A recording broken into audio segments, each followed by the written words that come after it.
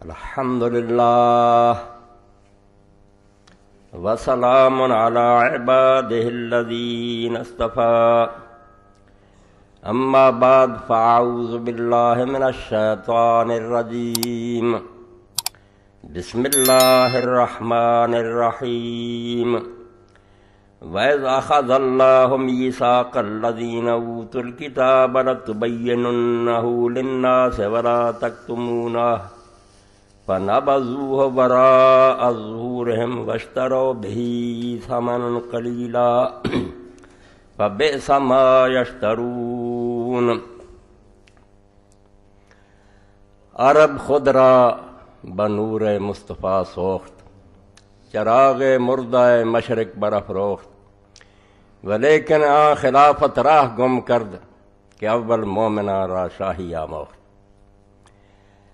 محترم سامعین کرام، جناب سید عالم فخر بنی آدم حضرت محمد رسول اللہ صلی اللہ علیہ وسلم کا اصل کارنامہ یہ نہیں ہے کہ آپ نے کچھ اللہ کی پوجا پاٹ کرنے والے درویش پیدا کیے۔ یہ کام اس سے پہلے بھی راہب لوگ کرتے تھے، دنیا چھوڑ کر غاروں میں چلے جاتے، جنگلوں میں چلے جاتے، اللہ کے رسول اس لیے نہیں آئے۔ سب سے بڑا کام جو آپ نے کیا وہ یہ کیا کہ دنیا میں حکومت الہیہ قائم کی، ایک ایسی حکومت سے لوگوں کو روشناس کرایا جس سے پہلے لوگ متعارف نہیں تھے۔ لوگ یہ جانتے تھے کہ جو حکومت لوگ کرتے ہیں وہ بادشاہ ہوتے ہیں، ان کے محلات ہوتے ہیں، ریشمی فرش بچھے ہوتے ہیں، پہرے دار ہوتے ہیں، سونا چاندی جو ہے اس کے برتن میں کھانا کھاتے ہیں، لاکھوں کروڑوں کا وہ خرچ ہر مہینہ میں کرتے ہیں، ملک کا خزانہ ان کی ذاتی جاگیر ہوتی ہے۔ رسول کریم علیہ السلام نے آ کر دنیا میں ایک ایسا یہ کام کیا جس کی کوئی نظیر نہیں ملتی کہ بادشاہت کو ختم کیا، خلافت کو قائم کیا۔ اس کے بارے میں علامہ اقبال رحمۃ اللہ علیہ کے اشعار میں نے پڑھے کہ رسول اللہ کے نور سے عرب بھی چمک اٹھا، مشرق کے لوگوں نے بھی اس کی پیروی کی تو وہاں بھی روشنی پھیل گئی۔ دنیا نے یہ عجیب نظارہ دیکھا کہ کیسر روم کا سفیر آتا اور وہ مدینہ منورہ میں پوچھتا کہ آپ کا بادشاہ کہاں ہے؟ تو لوگوں نے کہا ہمارے ہاں تو بادشاہ کوئی نہیں ہوتا، ہمارے ہاں امیر ہے۔ انہوں نے کہا اس کا محل کوئی محل نہیں، وہ کہاں ملے گا؟ انہوں نے کہا بیت المال کے اونٹ چرانے گیا ہوا۔ وہاں گئے تو حضرت سیدنا عمر رضی اللہ تعالیٰ عنہ اپنا ہاتھ سرانے رکھے، دوپہر کے تپتی ریت پر سوئے پڑے تھے، پسینہ بہہ رہا تھا۔ وہ سفیر کانپنے لگا، اس نے کہا یہ شخص ہے، کوئی پہرے دار نہیں، کوئی دربار نہیں، ہمارے بادشاہ اس کا نام سن کر کانپتے، حال یہ ہے کہ اونٹ چرا رہا دوپہر کے۔ اور جب لوگوں کا امیر المومنین آپ کسی غلام کو بھیج دیتے تو فرمایا بوجھ میں نے حکومت کا اٹھایا، حساب میں دوں گا، غلام کیوں یہ دھندا کرے؟ یہ نقشہ اس کائنات میں لوگوں نے کبھی نہیں دیکھا تھا۔ خود سرور کائنات صلی اللہ علیہ وسلم جن سے بڑھ کر اللہ نے کوئی وجود نہیں پیدا کیا اور نہ ان کا نمونہ کوئی اور آئے گا۔ رسول کریم علیہ السلام کا یہ حال کہ کوئی اپنے لیے امتیاز نہیں چاہ، کوئی الگ مسند نہیں تھی، گڈی نہیں تھی جہاں بیٹھے ہوں، عام نمازیوں میں مل کر بیٹھے ہوئے ہیں۔ کوئی شخص آتا ہے تو وہ حیران ہوتا، پوچھتا ہے کہ تم میں اللہ کا رسول کون ہے؟ بتلانا پڑتا ہے کہ یہ ہے محمد ابن عبداللہ صلی اللہ علیہ وسلم۔ لوگ اٹھ کر کھڑے ہوتے ہیں ادب کے لیے، حالانکہ لیے کھڑا ہونا چاہیے تو حضور کے لیے کھڑا ہونا چاہیے نا۔ تو حضرت انس رضی اللہ عنہ فرماتے ہیں اس کو بھی آپ نے پسند نہیں کیا کہ میرے آنے پر کوئی کھڑا نہ۔ ایک شخص آیا کانپنے لگا روب سے، بدبی تھا، حضور نے فرمایا کیوں ڈر رہے ہو؟ میں سعادت کا بچہ ہوں جس کو تازہ گوشت نہیں ملتا تھا، وہ خشک کیا ہوا گوشت سال بھر پکا پکا کر کھاتی تھی۔ اللہ اکبر، یہ نظارہ دنیا نے کبھی دیکھا تھا؟ خلیفۃ المسلمین جمعہ کی نماز کے لیے آئیں اور لیٹ ہو جائیں تو لوگ کہیں امیر المومنین آپ نے ہمیں پریشان کیا۔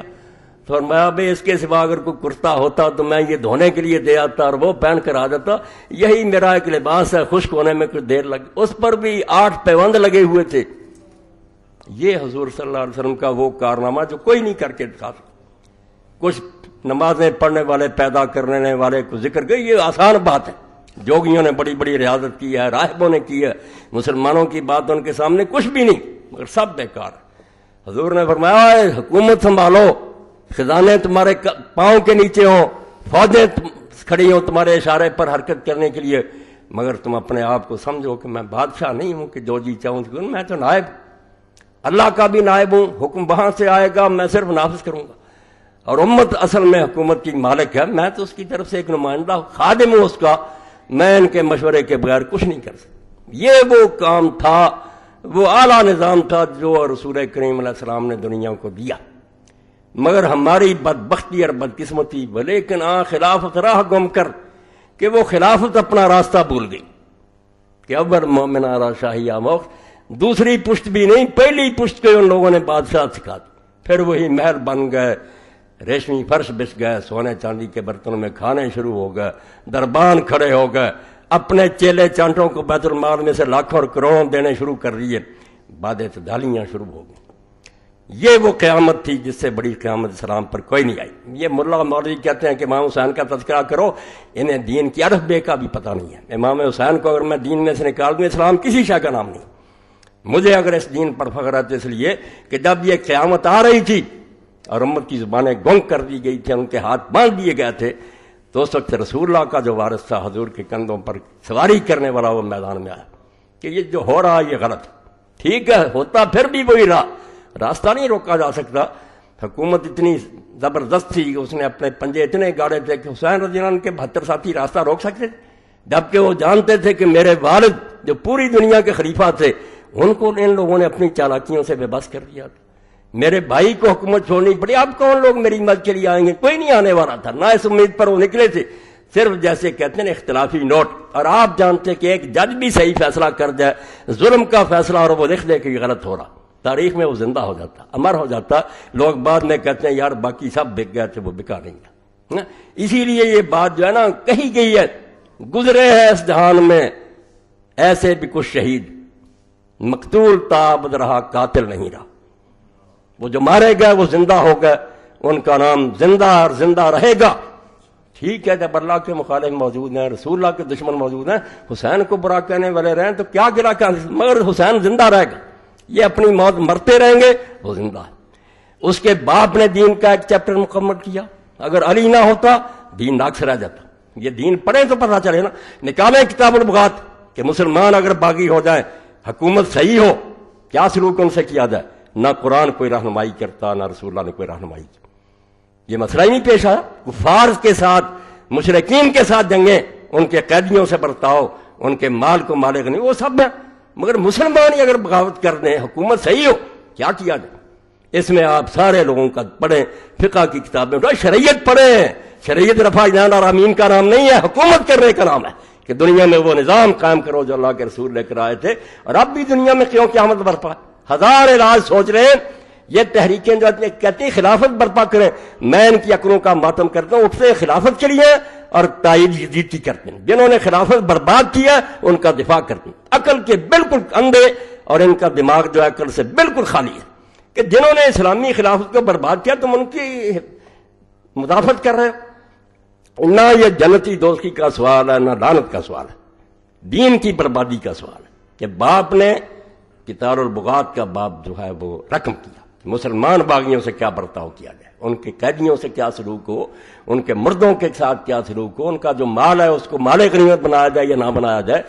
امام شافعی، امام ابو حنیفہ رحمۃ اللہ علیہ سب یہ کہتے ہیں کہ اگر علی نہ ہوتا تو یہ باب جو تھا دین کا کبھی مکمل نہ ہوتا۔ اب بھی شریعت کی کتابیں اٹھائیں، ان بیچاروں کو کیا توفیق یہ کہتے ہیں کسی مسجد میں درس دیتے رہیں، انہیں کیا پتا کہ یہ دین جو ہے حکومت کرنے کے لیے آیا، اور حکومت کے بغیر اسلام کسی شے کا نام نہیں۔ میں صاف کہتا ہوں جب اقتدار اللہ کے بندوں کے ہاتھ میں نہیں ہوگا، قرآن و سنت الماریوں میں بند رہیں گی، کون سی حدود نافذ ہوں گی، کہاں ہم باقاعدہ طریقے سے جہاد کریں گے، کس طرح مال غنیمت تقسیم کریں گے، جو شرعی سزائیں کون جاری کرے گا؟ قرآن سارا معطل رہے گا اگر حکومت اہل اللہ کے پاس نہیں ہے۔ اس لیے یہاں حکومت کوئی دنیاوی دندہ نہیں ہے، نہ یہ اقتدار کا لالچ ہے، یہ اللہ کی کتاب کی خدمت ہے کہ ابو بکر اور عمر جیسے بیٹھ جائیں گے دنیا میں عدل و انصاف کا راج ہوگا رضی اللہ عنہ۔ اس لیے حکومت کے بغیر اسلام کسی شے کا نام نہیں، یہ آپ یاد رکھ لیں، اپنے ذہنوں میں صاف کریں، پھر پتہ چلا گیا علی کا اور حسین کا کہ وہ نہ ہوتا مسلمان باغیوں کا مسئلہ نہ حل ہوتا۔ ہوا قدوۃ فی ھذا الباب، امام سب کہتے ہیں کہ اس بارے میں صرف علی پیشوا امت کا، اس کے فرامین ہے جنگ جمل اور صفین کے، جس سے پورا دین بنا۔ کوئی کتاب اٹھا کر دیکھ لیں جو مسلمان باغیوں کے بارے میں قوانین سب علی سے ماخوذ رضی اللہ تعالیٰ عنہ، اس نے مکمل کیا۔ اور حسین نہ ہوتا تو مسلمانوں کو یہ پتہ نہ چلتا کہ اگر حکومت بگڑ جائے مسلمان تو اس کا کیا علاج کیا جائے۔ اور اس حسین کو نہ سمجھنے کا یہ نتیجہ ہے کہ اب تک یہ امت یہ کر رہی، جو آ جاتا ہے کسی طریقہ سے آ جائے، تلوار کے زور سے آ جائے، رات کو شب خون مار کر آ جائے، بے ایمان ہو، حتیٰ کہ ان لوگوں نے اس ملوکیت کے نتیجے میں آپ دیکھیں پورا دین بدل دیا. ظاہروں نے، عالموں نے کتابیں دفتر بھرے ہوئے کہ مسلمان اگر حکمران بن جائے، وہ شرابی ہو، زانی ہو، کچھ ہو، جب تک وہ اعلان نہ کرے کہ میں کافر ہوں اس وقت تک سر تسلیم کم کر. چپ رہو مان. یہ بے غیرت بنا دیا امت کو، انہوں نے دفتر لکھ دیے، اور یہ سارا نتیجہ ہے ملوکیت. ظالم بادشاہ آ گیا، تلوار کی نوک سے انہوں نے کہا لکھو کہ بادشاہ فاسق فاجر بھی ہو تو اس کے خلاف نہیں اٹھ سکتے. یہ وہ غلط فیصلہ تھا جس کو حسین رضی اللہ عنہ نے رد کیا کہ تم حکومت اگر نہیں بھی بدل سکتے اس کو صحیح حکومت نہ مانو، خلیفہ بالحق نہ مانو، یہ کہو کہ بالفعل ہے، سنبھالا ہوا اس نے تک ٹھیک ہے بیٹھا رہا، مگر یہ مسلمانوں کا صحیح خلیفہ اور امام نہیں ہے، غاصب ہے، ظالم ہے، اور مسلمانوں کو جب طاقت نصیب ہو اس کے ہاتھ سے وہ طاقت چھین لے. یہ بات ذرا پھر میں تفصیل سے بیان کروں گا کہ حسین سے دنیا کو کیا ملا، کیا دین مکمل ہوا. یہ کہتے ہیں دین زندہ ہوتا کر، یہ کون سا بھائی نماز روزہ سکھوں نے نہیں روکا، انگریزوں نے روکا. اگر یہی دین ہے تو یہ آپ کا رہے گا. بے شک کمیونسٹ آ ہیں، اور اگر دین وہ ہے جو محمد رسول اللہ صلی اللہ علیہ وسلم لے کر آئے تو مر گیا تھا، بالکل مار دیا تھا، اور اس کو کسی اور نے نہیں مارا. میں اعلانیہ کہتا ہوں اور حدیث کی روشنی میں کہتا ہوں، اور اس پر ساری امت کا اتفاق ہے. یہ حضرت حسین رضی کے اس اختلافی فیصلے کی برکت ہے کہ کوئی ماں کا لال آج تک اہل سنت اور اہل حدیث میں سے حضرت معاویہ رضی اللہ عنہ کو خلیفہ راشد نہیں کہہ سکتا. ایک بھی نہیں پیدا ہوا عالم جو کہے کہ وہ صحیح خلیفہ تھے، مسلمانوں کے حکمران تھے. حالانکہ رسول اللہ کے وہ ہیں، سارے بھی ہیں، سب کچھ ہے، مگر ان کی حکومت کو سب نے لکھ لیا کہ یہ غیر اسلامی حکومت ہے. مسلمانوں کی حکومت ضرور ہے، اسلامی حکومت نہیں ہے. جو لوگ بعد یزید سے شروع کرتے ہیں انہیں کبھی حسین سمجھ میں نہیں آ سکتا. امیر معاویہ سے چلو کہ اس شخص نے سب سے پہلے اسلام میں بغاوت کا آغاز کیا. اول من بغا فی الاسلام معاویہ. یزید جیسا بھی نہیں تھا حضرت علی رضی، خلیفہ تھا، صحابہ نے، مہاجر انصار نے چلا تھا، سب سے پہلے اس شخص نے بغاوت کا اعلان کیا اور بہانہ بنا لیا حضرت عثمان رضی کے خون کا. بالکل غلط بات. علی جان بوجھ کر بھی ساتھ نہ لیتا، کیا ہوتا؟ فاسق ہی ہوتا نا. اس نے خود بھی حضرت عثمان کو مارا ہوتا، ایک بدکار ہوتا، کافر ہو گیا تھا. کیوں بیعت نہیں کی اس کی؟ یزید کے لیے یہی من گھڑتر بیعتیں کہ جو بند ہے اس کو قبول کر، نہیں بن گیا تھا. ایک صوبے کا گورنر اس کو تسلیم نہیں کیا. سب سے پہلا باغی اسلام میں جو علماء نے لکھا معاویہ، جس نے اعلانیہ حضرت علی کی حکومت کو چیلنج کیا، نہیں مانا. بس سیدھی سی بات، اگر علی خلیفہ ہے تو اس کی بیعت کرو، عدالت میں آؤ، مقدمہ ہوگا، لوگ دیکھ لیں گے علی انصاف کرتا ہی. اور اگر وہ خلیفہ ہی نہیں تو اس سے مطالبہ کیوں کرتے ہو کہ قصاص لو؟ اس کو کیا حق ہے پھر؟ وہ خامخواہ قصاص لیتا رہا جو حکمرانی چاہیے. اگر حکمران ہے تو بیعت کرو پہلے. اگر تمہاری گردن میں اس کی بیعت نہیں تم کفر کی موت مرتے ہو. خلیفہ برحق. کھلم کھلا شخص نے مہاجرین انصار کے امام کو چیلنج کیا، اور اس کے بعد مکاری سے مولانا ابوالکلام آزاد رحمۃ اللہ علیہ، آپ تازہ کتاب لکھی ہے شفیق پسروری صاحب نے، سارا کچھ نقل کیا، مگر یہ فکرہ جو تھا کہ معاویہ کے ثالث نے خدا اور فریب سے کام لیا، یہ چھوڑ دیا. تازہ چھپی، یعنی چھپاتے جا رہے ہیں دین کو. علانیہ دھوکہ کیا حضرت عمرو بن العاص نے. ابو موسیٰ اشعری سے بات کوئی طے کی اور مجلس میں آ کر اعلان کر دیا کہ علی کے ثالث نے علی کو معزول کر دیا، میں معاویہ کو خلیفہ بناتا. نہ اس نے کبھی اپنے آپ کو خلیفہ بنا کے طور پر پیش کیا، نہ کوئی بیعت ہوئی، نہ کسی نے اس کو پسند کیا. چلاکی سے وہ خلیفہ بن گیا. حضرت حسن کے مقابلے میں لشکر لے کر آ گئے، وہ بیچارے بے بس ہو. اس 20 سالہ دور میں کیا ہوا؟ تاریخ کو آگ لگاؤ، احادیث کی طرف آؤ اور جا کر پوچھو مولانا سری صاحب سے کہ آپ تازہ کتاب میں لکھا کہ نہیں؟ پھرا کی رائے میں کہ بنو امیہ کے دور میں زکوٰۃ میں بیعت داریاں شروع ہو گئی، مگر اس میں بھی اخفاء سے کام لیا، چھپا لیا. وہ کس کے دور میں شروع ہوئی تھی؟ زکوٰۃ میں کرپشن کس نے شروع کی تھی؟ اٹھاؤ وہ آپ سنن کبریٰ بہقی کے اور امیر معاویہ کے دور میں. اور فتویٰ کنہوں نے دیا تھا؟ یہ کہہ دیا کہ بنو امیہ کے دور میں بیعت دالیاں شروع ہوئی تھی زکوٰۃ میں، مگر ذکر نہیں کیا کون سا جس نے شروع کی. اور ناموں سے پتہ چل رہا کہ فتویٰ کن نے دیا. حضرت سعد بن ابی وقاص سے لوگوں نے پوچھا، ابو ہریرہ رضی اللہ عنہ سے پوچھا کہ زکوٰۃ دیں اس کو، جبکہ آپ دیکھ رہے ہیں کہ سلطان کیا کر رہا، اپنی خوشبو اور کپڑوں پر اپنے جو ہے چیلے چانٹے خوشامدی ان کو زکوٰۃ بانٹ رہا. زکوٰۃ کا بیڑا غرق کر دیا. انہوں نے کہا حضور نے فرمایا تھا کہ ظالم حاکموں کو دے دو، تم بڑی ہو جاؤ گے، گناہ ان کو ہوگا. اب باتیں ساری ان کو پتا، چھپاتے. امیر معاویہ نے دین کا ستیاناش کر دیا، صاف بات ہے. اور اللہ کے رسول علیہ السلام نے اس لیے فرمایا کہ 30 سال خلافت ہے، اس کے بعد ملک عزوز ہے. یہ رسول اللہ نے ظالم بادشاہ، تم کون ہو وکالت کرنے والے؟ رفع جان العالمین کے لیے حدیثیں اٹھاتے ہو، یہ فتن کی حدیثیں اٹھاؤ. اور رسول اللہ نے فرمایا تھا کہ میری امت کی ہلاکت قریش کے چھوکروں کے ہاتھ سے ہوگی، صحیح بخاری. کون ہے اس میں سے؟ اولہم یزید بن معاویہ. کوئی شرح بخاری شریف کی اٹھاؤ، پہلا یزید بن معاویہ. اس لیے ظالموں تم اللہ کے دین سے چٹا کرتے ہو. نماز روزوں کی باتوں کے لیے صحیح سنت کا پتہ کرو، اور سنت اصل میں معلوم کرو جو بدلی گئی ہے. نماز روزے چھوٹ جاتے ہیں، کوئی بات نہیں، لوگوں کی کوتاہیاں. اول من یبدل سنتی رجل من بنی امیہ. رسول کریم نے فرمایا کہ سب سے پہلے جو میری سنت کو بدلے گا وہ بنو امیہ کا ایک آدمی ہوگا. جاؤ پوچھو علامہ البانی صاحب سے، چوتھی جلد سلسلہ تحذیب کو، کون ہے امیر معاویہ اور کیا سنت تبدیل کی ہے؟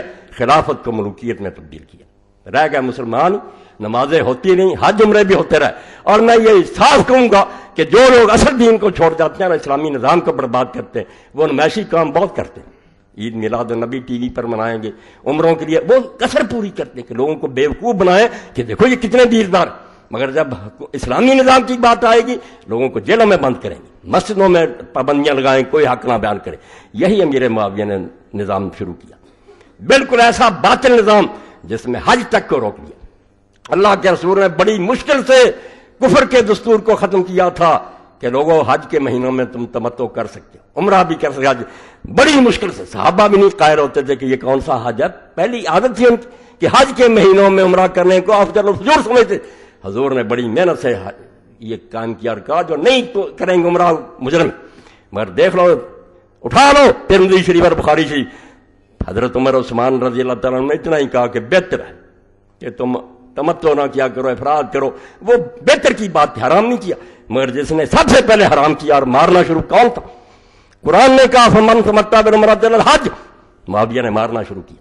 تم ان کا دفاع کرتے ہو، اللہ انہیں جنت دے، ہمیں اس سے کوئی نہیں تکلیف. مگر ان لوگوں نے حضور کی محنت کو برباد کر دیا، تخت بیچ گیا، سونے چاندی کے برتن. ابو داؤد شریف میں دیکھ لو، حضرت مقدام نے ربی مادی کرم نے کہا معاویہ میں تجھے اللہ کی قسم دیتا ہوں، حضور نے مردوں کے لیے ریشم حرام نہیں کیا، سونے چاندی کے برتنوں میں کھانا حرام نہیں کیا، درندوں کے جو ہیں کھالے ان کو بچھا کر فرش بنانا اور ان پر بیٹھنا متکبروں یہ حرام مانو. اس نے کہا اللہ کی قسم اٹھا کر کیا یہ سارے کام تیرے گھر میں ہو رہے ہیں؟ کوئی جواب نہیں آیا. اس کو کہتے ہو تم کہ اس کا دفاع کرو اور خاموش رہو.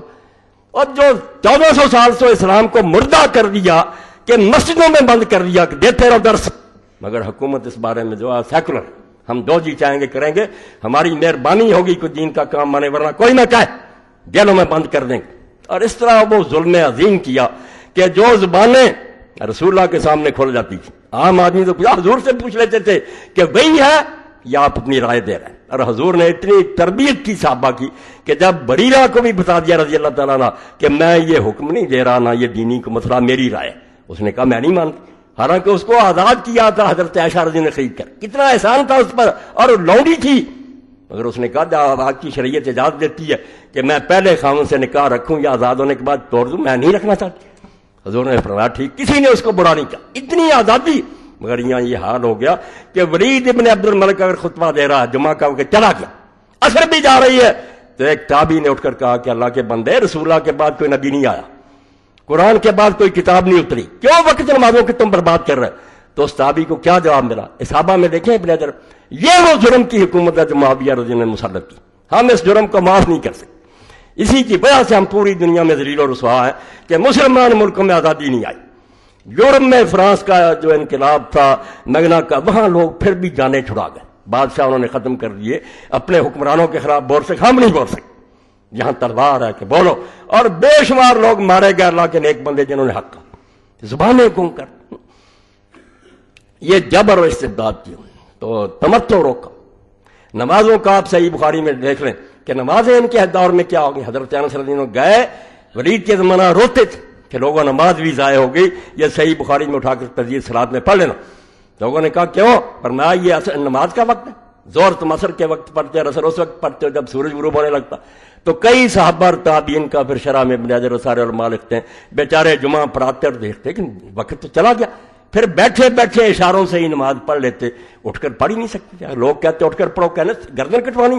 اور خدا کے بندے اس کے لیے کسی تاریخ کی ضرورت نہیں، تم تاریخ کی طرف بھاگتے ہو. جب یزید کو نیک بنانا ہوتا کہ وہ رویا تھا، اس جھوٹی تاریخ کی طرف تم بھاگتے اور پڑھا لیتے ہو. حدیث کی کتابوں میں اور دیکھ لو ضمن کے نمازوں کا کیا بنا. نماز عید اس کا خطبہ کیوں پہلے کیا میرے معاویہ نے، اور کیوں پوری سلطنت نے حکم دے دیا. یہاں چھوٹی سی بدعت کو نکالتا ہے، کہتے ہیں بدعت ہی جہنمی ہے. یہ بیچارے تو بدعتیں نیک نیکی سے نکالتے ہیں. درود شریف پڑھتے ہیں جو بھی غلطی سمجھ لو، مگر بدنیتی سے کہ عید کے خطبہ میں یہ لوگ حضرت علی اور ان کو محبت رکھنے والوں پر لعنت کرتے ہیں. جاؤ محلہ ابن حزم کی اٹھاؤ اور فتح الباری اٹھاؤ، لعنت کہ علی اور اس سے پیار رکھنے والوں پر لعنت اللہ. وہ مر چکا ہے بیچارہ. یہاں ہمیں حدیثیں سناتے ہیں مرنے والے کو برانا. یہ معاویہ کو نہیں یاد ہے؟ مغیرہ بن شعبہ کو لعنت کرتا تھا جب حضرت سعید بن زید نے کہا حیا کر، علی مر چکا، تم اب بھی ممبروں پر اس کو لعنت کر. یہ حدیثوں میں ہے، میں نے حدیثوں سے نکال کر دکھانا کہ یا یہ دفتر دریا برد کرو یا خدا کا خوف کرو. حسین کی محنت کو ضائع نہ کرو. اس نے اسلام کو بچا لیا کہ یہ کام سارا غلط ہے ہوتا رہا، اور اسی کی برکت ہے کہ ادنا سے ادنا مسلمان بھی ان بدماشوں کے زمانے میں چپ رہے گا. کر نہیں سکتا کچھ، مگر اس سے پوچھو کہ ابو بکر عمر کی خلافت نے حدیثوں کی ایک ہی جیسی، وہ کہے گا نہیں نہیں نہیں یہ کوئی حکومت اسلامی نہیں ہے، یہ سارا ظلم و زیادتی. یہ حسین رضی اللہ عنہ کے اس فعل کی برکت ہے، ورنہ مور لگتی جا رہی تھی کہ جو ہو رہا ٹھیک ہو رہا. امام نے بھی 20 سال صبر کیا، کوئلوں پر لیٹے رہے. جو یزید سے شروع کرتے نا کہ اس کو امیر معاویہ نے نامزد کر دیا اس لیے ناراض ہوئے، بالکل جھوٹے. بات پر پردہ ڈالنے کے لیے ملاؤں نے شروع کیا، کہتے ہیں یزید نے کیا تھا. میں کہتا ہوں 1000 درجے کا فرشتہ ہوتا تب بھی لانتی تھا. کیوں حکومت پر رہا مسلمانوں کے مشورے کے بغیر. اور اس کے باپ نے جس طرح بیعت لی، اس کے حوالے دوں گا کہ کس طرح تلواریں لٹکتی تھی لوگوں کی سر. بخاری شریف سے نکال کے دوں گا. خدا کے بندو حسین رضی اللہ عنہ کی قدری کرتے. اگر نہ ہوتا مسلمانوں کا چہرہ سیاہ ہو جاتا کہ جب دین برباد ہو رہا سارے چپ رہے، یار رسولہ کا بچہ بھی چپ رہا. وہ نہیں چپ رہا. اس نے صاف اعلان کیا کہ سب باطل، یہ حکومت غیر اسلامی ہے، جو ہو رہا دین کے خلاف ہو رہا. نمازیں دکھاؤں گا. تو عید کا خطبہ پہلے کر کہ لوگ اٹھ کر چلے جاتے ہیں، علی پر لعنت نہیں سنتے، سنوانی ہے. نماز تو پڑھ کر جائیں گے. جمعے کے خطبے میں ابن حزم رحمۃ اللہ علیہ فرماتے ہیں کہ کئی تابعی آپس میں باتیں کرتے تھے. وہ کہتا ہے ایک طرف تو حکم ہے کہ کوئی غلط کام کر رہا اس کو بھی نہ ٹوکو، چپ رہو. جو میں یہ کیوں بولتے. اس نے فرمایا یہ خطبہ کہ یہ لوگ علی اور حضرت ابن زبیر کو لعنت کرتے تھے، اور رنج میں آ کر یہ کہتے ہیں لعنت نہ کرو. جاؤ ابن حزم سے پوچھو، ان سے بڑے محدث ہو تم اور خاندان بنو امیہ سے. اس نے خود کہا کہ لانا لائنا، جو علی اور ابن زبیر کو لعنت کرتے تھے اللہ ان پر لعنت کرنی چاہیے، ہمیں بھی کرنی چاہیے کہ علی اور ابن زبیر جیسے صحابہ پر لعنت کرتے. یہ بد رسم انہوں نے شروع کی اور ممبروں پر ہوتی رہی. جس غریب نے انکار کیا سر اڑا دیا. حضرت ابن عدی جیسے صحابی راہب و صحابہ رسول اللہ، حضور کے صحابہ میں درویش کیوں مارا گیا؟ کیا امیر معاویہ نے اس کے سامنے پیش کیا؟ اس نے کہا کل میں تیری بیعت سے منعرف ہوا، میں اور میرے ساتھی اسید پر قائم ہے جو حسن نے کیا. اس نے کہا نہیں بچنا ہے تو علی پر لعنت کر. انہوں نے کہا یہ کفن بچھے ہوئے اور قبریں خودی دکھا کر تم چاہتے ہو کہ جس سے ساری عمر محبت کی ہے اس پر لعنت کرے؟ جاؤ قتل کر دو اور اپنے ساتھیوں سے کہ اللہ میرا یہ کپڑے نہ اتارنا خون آلود، میں اسی طرح پولیس رات پر اس سے ملوں. جاؤ اٹھاؤ صحابہ کرام کے حالات اور پڑھ لو کہ حضرت نبی غریب کس طرح مارا گیا. یعنی بعد رسمیں شروع کر علی پر لعنت، جو اگر نہ ہوتا اور اس کا باپ نہ ہوتا. میں ساتھ کہتا ہوں ابو طالب اسلام لایا یا نہیں لایا، کوئی مسلمان کا بچہ یہ نہیں کہہ سکتا کہ ابو طالب کا سہارا اللہ تعالیٰ رسول اللہ کو نصیب نہ ہوتا. پتہ نہیں دین کا کیا حال ہوتا. خدا عبداللہ بن مسعود فرماتے ہیں 7 آدمیوں نے اعلان کیا تھا ہم نے اسلام کا ابن ماجہ میں، رسول اللہ کو بچا لیا اللہ نے آپ پہ چچا کے ذریعے. کوئی ابو طالب کی زندگی میں انگلی نہیں کر سکا. جو تکلیفیں دی آپ کو اس کے بعد دی. اور علی اگر نہ ہوتا تو آپ دیکھتی ہیں آپ کے بستر پر لیٹا. جنگ بدر میں جتنے مارے ہیں فرشتے نکالو کس نے مارے ہیں، اور یہی بھگتا بعد میں علی اور اس کی اولاد. دکھ کیا تھا؟ ان کے بچے مسلمان ہو گئے جن کے والد اور دادے قتل کیے تھے. وہ اسلام لے آئے مگر دلوں میں وہی عرب والا رنج تھا کہ علی نے اور اس نے ہمارے بڑے مارے ہیں. وہ اس سے کچھ بدلا لیا، کچھ اس کی اولاد سے لیا. اس کے لیے وقت نہیں، بس اشارہ میں نے کر دیا. تو دین جس کو تم دین سمجھو، نماز روزہ حج کا وہ بھی نہیں لینے دیا. باقی تو جو عدل و انصاف اور حق کہنے کی بات وہ تو بالکل ختم کر. تو اس سلسلہ میں ایک حوالہ تو میں آج اس ملک کی بہت بڑی شخصیت ہے جن کو علم نہیں، وہ جو جی چاہ کہتے ہیں نا. حضرت پیر میرے علی شاہ رحمۃ اللہ علیہ عالم بھی تھے اور پیر بھی تھے. اور لوگوں کو پتہ ہے کہ جب غلام احمد قادیانی کے ساتھ مقابلہ درپیش آیا اور یہ طے ہوا کہ شاہی مسجد لاہور میں مقابلہ ہوگا، اس وقت اہل حدیث نے، شیعہ نے، بریلویوں نے، جب سب نے پیر صاحب کو مختار نامہ لکھ کر دیا کہ ہماری طرف سے مسلمانوں کی یہ نمائندے، یہ ہار گئے تو ہم سب ہار گئے، جیت گئے تو سب جیت گئے. اور کتاب میں پڑھیں تو پتہ لگتا کہ یہ پیروں کی طرح کے نہیں تھے، عالم تھے، ہر علم کے عالم تھے. تو ان سے بھی ایک شخص نے یہ سوال کیا کہ رسول کریم علیہ الصلوۃ والسلام کے بعد جو کچھ ہوا اس کے بارے میں آپ ذرا سمجھ لیں کتنی دانائی کی بات ہے. جب مر جاتا ہے آدمی اسی طرح کا نہیں رہتا، سر سے پاؤں تک وہی نظر آ رہا ہوتا، ایک چیز اندر سے نکل جاتی ہے جس کو روح کہتے ہیں. پیر صاحب نے کہا حکومت اسلامیہ جو ہے اس کی بھی ایک صورت ہے، ایک تو ہے بت، ایک اس میں مانا روح. پہلے 4 خلیفے نے اس وقت صورت بھی ہے کہ ملک بھی ہے، خزانے بھی ہیں، لشکر بھی ہیں، فتوحات بھی ہو رہی، اور معنی بھی ہے کہ وہ خلیفے جو اسلامی حکومت کی جانا اپنے کو بادشاہ نہیں سمجھتے، اللہ کا نائب سمجھتے ہیں، امت کے غلام سمجھتے ہیں، خادم سمجھتے ہیں، خزانے میں سے ایک پائی اجازت کے بغیر نہیں لے سکتے۔ بعد میں کیا ہوا؟ فرماتے ہیں پس جامع باشند صورت خلافت یعنی ریاست عامہ و معنی اورا یعنی قرب نفوس انبیاء مثل خلفاء اربع مرزوان، جو خلیفہ راشد ہوتا ہے جس میں شکل بھی ہوتی ہے، ملک تو اسی طرح ہوتا ہے جس طرح دنیا کے دوسرے بادشاہوں کا، خزانے ہوتے ہیں، فوجیں ہوتی ہیں، فرق کیا ہوتا ہے؟ روح کا۔ اس کے اندر روح کیا ہوتی ہے؟ وہ انبیاء کے قریب ہوتا ہے، جو نبی کام کرتے ہیں وہ کرتا، وہ اپنی طرف سے کچھ نہیں کرتا۔ جیسے پہلے 4 خلیفے فرق این قدر ہست کے در عہد خلفاء ثلاثہ نفاذ تسرع و اجتماع مسلمین علی سبیل الکمال صورت یافتہ۔ فرق اتنا ہوا کہ پہلے 3 خلیفے جو تھے ان کے زمانوں میں خلیفہ کا کنٹرول اور مسلمانوں کا اتفاق پوری طرح رہا، و در عہد مرتضی معنی کامل یعنی قرب نفوس انبیاء بود۔ جب حضرت علی مرتضیٰ کا دور آیا، کتے بھونکتے ہیں، علی کے زمانہ میں کچھ نہیں ہوا، وہ مولانا ابوالکلام آزاد رحمۃ اللہ جس کو یہ لوگ امام الہند کہتے وہ ہوتا۔ مجھے دکھ ہے کری کی حقیقت لوگوں نے نہیں پہچانی، اللہ نے اگر موقع دیا تو میں ان کی سیرت پر پوری کتاب لکھوں گا کہ ظالموں اس کو نہیں سمجھے جو رسول اللہ کے ساتھ ایسے تھا جیسے موسیٰ علیہ السلام کے ساتھ ہارون، اس کو بدنام کر رہے ہیں، مگر وقت نہیں ملا، دوسرے کاموں میں لگ گئے۔ تو حضرت علی کے زمانے فرماتے ہیں جو معنی تھا نا روح کہ انبیاء کے طریقے کے قریب وہ تو ٹھیک تھا، وہ صورت ناقص، مگر کنٹرول کمزور ہو گیا، یعنی ریاست عامہ و اجتماع مسلمین مصر زمانہ خلفاء ثلاثہ نابود۔ پہلے 3 خلیفوں کی طرح اتفاق نہیں رہا، اور وہ اتفاق نہیں رہنے دیا۔ معاویہ نے بغاوت کر دی، ادھر حضرت طلحہ زبیر حضرت عائشہ نکل کھڑے ہوئے، ادھر خارجی لوگوں کا اپنا قصور تھا، علی کا کوئی قصور نہیں تھا، انتظام نہیں چلنے دیا۔ بعض صورت باقی و معنی بر وجہ اتم مفقود، رحمت فرمایا اللہ تعالیٰ گولوی رحمۃ اللہ علیہ پر، فرماتے ہیں اس کے بعد شکل رہ گئی، شکل وہی تھی، ملک فتح ہو رہے ہیں، لشکر جا رہے ہیں، اذانیں ہو رہی ہیں، خزانے، معنی بر وجہ اتم مفقود، مگر وہ کام جو تھا اندر روح والا کہ نبی کے طریقے کی پیروی گم۔ چنانچہ در زمانہ امیر معاویہ و در حدیث خدنا را دخن ہم ایمان دار، حدیث کا حوالہ دیا بخاری شریف میں ہے، حضور سے لوگوں نے پوچھا مسلمانوں میں قتل و غارت بعد میں کیا ہوگا؟ فرمایا خدنا ترا دخن، صلح ہو جائے گی، حسن چھوڑ دے گا مگر ہوگی دخن، وہی منافق ترکینے رہیں گے، صلح باطن میں نہیں ہوگی۔ ہوا بھی کوئی، حسن کو زہر دے دیا اور دین کی مٹی پلیت کی۔ بعض تدریجن خلافت جابرہ یا دعوت بر ابواب جہنم کما دعا فی الحدیث، ہر شے کے ساتھ حوالہ۔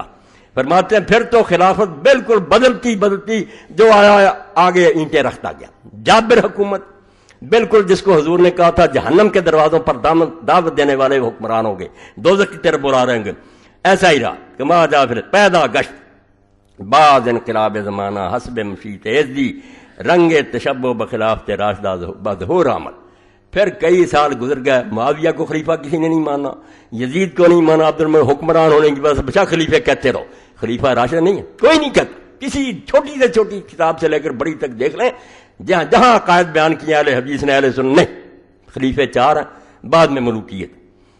خود امام ابن کثیر لکھتے ہیں اپنی البدایہ 8ویں جلد کہ سنت یہی ہے کہ امیر معاویہ کو خلیفہ نہ کہا جائے، بادشاہ کا کرو، ملک ہے وہ، اور وہ بھی کہتے تھے نام اول ملوک الاسلام، بھائی میں خلیفہ نہیں ہوں، پہلا بادشاہ، مگر وہ کہتے ہیں پھر اللہ کی مرضی سے اللہ کو نے یہ پسند کیا کہ مسلمانوں کو تھوڑی سی جھلک پھر دکھا دی جائے خلفائے راشدین کی۔ چنانچہ خلافت عمر بن عبد العزیز، حضرت عمر بن عبد العزیز کا 2.5 سالہ دور آیا، وہ بھی مروان کی اولاد میں سے، ہم کسی اولاد کے نہیں دشمن، نہ خاندان کے دشمن ہیں، بنو امیہ میں سے اگر وہ اچھا پیدا ہو بسم اللہ، خلیفہ راشد علیہم الرحمہ ہے، جو ظالم ہے وہ ظالم، عباسی حضور کے چچا کی اولاد ہے، ظالم، وہ ان سے بھی آگے نکل گئے۔ تو یہ بات جو پیر صاحب نے کہی، یہ نچوڑ ہے ساری تقریر کا کہ یہاں صورت رہ گئی، ملک بہت فتح ہوئے، علاقے ہوئے، بہت ترقیاں کی لوگوں نے، مگر معنی باقی نہیں تھا، وہ جان نہیں تھی اسلامی حکومت کی، دنیا کے دوسرے بادشاہوں جیسی حکومت۔ تو اس سلسلہ میں یہ نایاب کتاب، اس کے حوالے نہیں آپ کو کہیں ملیں گے، میں ریکارڈ کرا دوں، لوگوں کے کام آئے۔ الہلال ہے مولانا ابوالکلام آزاد رحمۃ اللہ علیہ کا، اور اس کی مکمل فائل ہے، دیوبندی حضرات نے اس کو چھپا دیا، الہلال اکیڈمی 32 شاہ عالم مارکیٹ لاہور، اور اس کی دوسری اور تیسری جلد اس میں۔ تو دوسری جلد میں سے میں پڑھتا ہوں، انہوں نے جب اسلام کی حکومت کے بارے میں لکھا کہ اسلامی حکومت جو ایسی حکومت لوگوں نے نہیں دیکھی، نہ بادشاہ رعیت کا کوئی فرق، بادشاہ تو کہتے ہی نہیں، نہ لباس میں، بلکہ یقین جانے رعایا کے آدمی کا مکان اچھا، اس کی خوراک اچھی، اس کا لباس، خلیفہ کا حال اس سے بہت خراب. ہاں یہ چیز اسلامی کو تو یہاں لکھتے ہیں، یہ 6 صفحہ دوسری جلد کا. سن لیں، میں یہاں تک جاتا ہوں تو ایسے ہی نہیں جاتا. اماموں کے دفتر ہیں میرے پاس 1400 سال کے، جو پڑھنے کے بعد کہتا ہوں کہ یہ باغیوں کا گروہ تھا. معاویہ رضی اللہ عنہ باغی تھے خلیفہ برحق کے خلاف، اور یزید بھی باغی تھا. یہ بھی سمجھا دوں گا کہ اماموں نے کہا باغی وہ نہیں جو حکومت کو نہ مانے، یہ حکومتوں نے گڑھی ہے اس طرح. باغی وہ ہے جو حق والے کا مقابلہ کرے، جو حق پر ہوگا وہ ایک ہی ہوگا، وہ علل حق ہے. جو اس کی مخالفت کر رہے ہوں گے وہ بادشاہ اور سارے ہوں گے باغی. یہ فضل الباری اور المحلات سکھاؤں گا. یہ ایسی بات اگر ریکارڈ نہ کراؤں تو شاید دین کا یہ حصہ گم ہو جائے. قیامت تک اس کو یہ میں یاد کرا دینا چاہتا ہوں کہ لوگوں خلافت کے لیے تڑپتے رہو. دن رات تمہارے دلوں میں یہ تمنا ہونی چاہیے کہ اسلامی خلافت دنیا میں آئے. اس کے لیے کوئی کام کر رہا اس کا ساتھ دو، کتابیں پڑھو، دلوں میں یہ جو جگاؤ اور یہ آگ بھڑکاؤ کہ اگر اسلام کا راج نہیں دنیا میں تو مسلمانوں کا جینا جڑا یہ ذلت کی زندگی ہے. خدا کی کتاب معطل اور بندوں کے قانون دنیا پر چلے رہے. سن لیں، ہمارا عقیدہ ہے کہ اگر قیامت کے دن دنیا کے ظالموں کی صفوف عام فساق و فجار سے الگ قرار دی جائیں گی، دوسرے مجرم الگ ہوں گے، ظالموں کی صفیں الگ، تو ان میں سب سے پہلی صف یقیناً بنی امیہ کی ہوگی. انہی ظالموں نے اسلام کی اس روح حریت کو غارت ظلم استبداد کیا اور اس کے عین عروج اور نشر و نما کے وقت اس کی قوت نمو کو اپنے اغراض شخصیاری سے کچل ڈالا. یہ جرم ہے. یزید کی میں شراب کو نہیں روتا، نمازیں چھوڑنے کو نہیں روتا، اس جرم کو روتا جو حضرت معاویہ رضی اللہ عنہ نے کیا. فرماتے انہوں نے ظالموں نے اسلام کی وہ آزادی کی روح کہ ایک ادنا بدو مسجد میں سے اٹھ کھڑا ہوتا کہ عمر ہم نہیں تیری بات سنیں گے اور نہ مانیں گے، پہلے مطمئن کر کہ یہ کرتا کہاں سے لیا. ایک ایک چادر ہر ایک کو ملی ہے، تیرے جیسے لمبے آدمی کا کرتا کیسے بن گیا؟ یہ تھی آزادی کی روح جو غلاموں اور ادنا بندوں میں حضور نے بھر دی تھی، مگر اس کو انہوں نے چھین لیا. ایک طرف روپے تقسیم کیے، دوسری طرف تلوار لہرائی کہ جو بولے گا سر اڑا دیا جائے. ظالموں نے اسلام کی اس روح حریت کو غارت ظلم استبداد کیا اور اس کے عین عروج اور نشو و نما کے وقت اس کی قوت نمو کو اپنے اغراض شخصیہ کے لیے کچل ڈالا. اپنے ذاتی مفادوں کے لیے اس روح کو کچل ڈالو کہ نہیں بولنے دیں گے کسی کو. حالانکہ اگر ذرا ترقی ملتی ابو بکر عمر کی طرح ادنا بندے آج بھی یہاں سے پکڑ لیا کرتے کمانڈر ان چیف کو کہ کیا ہو رہا، مگر نہیں، وہ روح کچل دی. نمازیں ہوتی نہیں، نمازیں نہیں کوئی روکے گا. آپ فکر مند نہ ہو، سکھ بھی آ جائیں گے تو نہیں روکیں گے. اگر یہ اسلام ہے تو خوش رہیں. ملا کو جو ہے ہند میں سجدے کی اجازت، نادان یہ سمجھتا ہے اسلام ہے آزاد. اب پاگلو، اسلام اس کا نام ہے؟ اسلام حکومت کرنے کا نام. اپنی حکومت ہو، غیروں کی حکومت میں یا وہاں انقلاب لاؤ یا ہجرت کرو، ورنہ رہنا وہاں حرام ہے. اسلام یہ کہتا ہے ان کا اقتدار و تسلط فی الحقیقت امر بالمعروف کے سد باب کا پہلا دن تھا. کہتے ہیں جب معاویہ تخت پر آئے اور ان کی اولاد آئی، وہ اسلام میں جو حکم تھا کہ اچھی بات کو اور بری بات روکو، اس کے روک دینے کا پہلا دن تھا. اس دن چھری پھیر دی گئی کہ کوئی ٹوک نہیں سکتا، جو جی چاہیں گے کریں گے، بول نہیں سکتا. نہ صرف یہ کہ انہوں نے اسلام کی جمہوریت کو غارت کر کے اس کی جگہ شخصی حکومت کی بنیاد ڈالی جو یقیناً اعتقاد قرآن کی روح سے کفر جلی ہے. ان ملاؤں کو کون سمجھائے؟ وہ کہتا ہے جب جمہوری حکومت ختم ہوگی اور شخصی حکومت بن گئی کہ میرا راج اور بعد میں جس کو چاہوں گا دوں گا. نا عبد الملک ورید کو دے گیا، سلیمان بیٹے کو دے گیا، مگر ورید کی نیت خراب ہوگی. اس نے چاہا میں باپ کی وصیت ختم کر دوں. یعنی تماشا بن گیا اسلامی حکومت. مسلمان بس دیکھتے ہیں کون آ رہا، بول نہیں کچھ سکتا کیا ہو رہا. ورید کا جی چاہا اپنے بیٹے کو دے دوں. ہاں، اور یہ جرنیل جو تھے حجاج بن یوسف اور محمد بن قاسم قتیبہ میں، یہ بھی ساتھ ہوگا. انہوں نے کہا ٹھیک ہے، ورید ٹھیک کہتا، اس کے بیٹے کے سامی ہو جائیں گے. جدھر رخ دیکھتے ہیں بادشاہ کو ادھر ہو جاتے ہیں نا. سلیمان کو پتہ چل گیا، اس نے کہا میں نہیں یہ وصیت بدلنے دوں گا. خیر ورید مر گیا، سلیمان آ گیا. اس نے بیٹھتے ہی حجاج کو بھی معطل کیا، جائیداد ضبط کی، برے حال میں مارا. محمد بن قاسم کو گھوڑے کے پیچھے باندھ کر مارا کہ تم میری وصیت ختم کرنا چاہتے. یہ اسلامی حکومت سے یہ تماشے بنے. پھر قتیبہ بن مسلم مرا، موسیٰ بن نصیر گلیوں میں دھکے کھاتا، سارے جرنیل اس نے معطل کر کے برے حال میں انہیں مارا. تو یہ حکومت تماشا بنا دی مسلمان نہیں بول سکتے، ان کا کوئی دخل نہیں، ہم کوئی زبردستی بیٹھ جائیں کس کو دیتے جائیں. تو مولانا لکھتے ہیں یہ قرآن کی اسے کفر جلی ہے. چھوٹا کفر نہیں، ننگا کفر ہے کہ ایک انسان بادشاہ بن جائے. بلکہ سب سے بڑا جرم یہ کیا کہ اظہار حق اور امر بالمعروف کی قوت کو تلوار کے زور سے دبا دینا چاہا. پچھلوں نے نہیں، معاویہ نے. جاؤ صحابہ کے حالات دیکھو. کسی غریب نے کہا اسی کا حاکم حکم ابن عمر غفاری خود کمانڈر بنا کر بھیجا، مال غنیمت لکھا کہ سونا چاندی نکال کر مجھے دے در، باقی قرآن کے مطابق تسلیم کرو۔ زیاد نے یہ خط لکھا، اس نے کہا نہیں، امیر المومنین کے خط سے پہلے اللہ کی کتاب ہے، پائی پائی تقسیم ہوگی جیسے قرآن کہتا۔ اور سزا کیا ملی پھر اس کو؟ اسی وقت معطل کر کے بیڑیاں لگائیں اور وہ جیل میں بڑا صحابی رسول۔ اس حکومت کی بات کرتے وہ ناراض یزید کی باتیں کرتے رہتے ہیں کہ بعد یزید کچھ بھی نہیں، وہ تو اس کے باپ کے ظلم دیکھو کہ دین کے ساتھ اس نے کیا برتاؤ کیا، کیا اسلام کا بنا، اور کس طرح اللہ کے نیک بندوں کی زبانیں کاٹی گئیں، اور مسلمانوں کی حق گوئی کو تلوار کے زور سے، اور مسلمانوں کی حق گوئی کی ترقی گناہ ورورے کو مزمل کر دیا۔ سہم گئے بھائی، روز کون مرتا ہے، ڈر گئے لوگ، نہیں بول سکتے۔